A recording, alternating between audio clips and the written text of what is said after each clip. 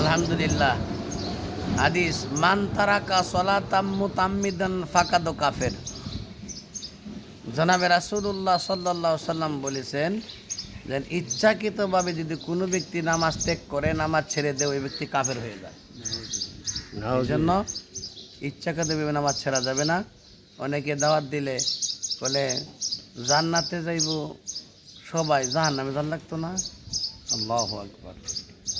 আরে ভাই, কিছু সম্বল তো নিয়ে যান লাগবো। সম্বল নিয়ে গেলে কলে আল্লাহ রহমান রহিম নাম রাখছে, দয়ালু, অতি দয়ালু।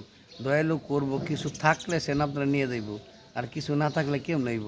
সালাম তো লাগবো, এই জন্য নামাজ পড়তে হইব। কী করতে হইব? নামাজ পড়তে হইব। আল্লাহ পাক রব্বুল আলামিন আমাদেরকে বেশি বেশি ইবাদত করার বিধান করুক, আমিন। আসসালামু আলাইকুম ওয়া রাহমাতুল্লাহি ওয়া বারাকাতুহু। ওয়ালাইকুম আসসালাম ওয়া রাহমাতুল্লাহি ওয়া বারাকাতুহু।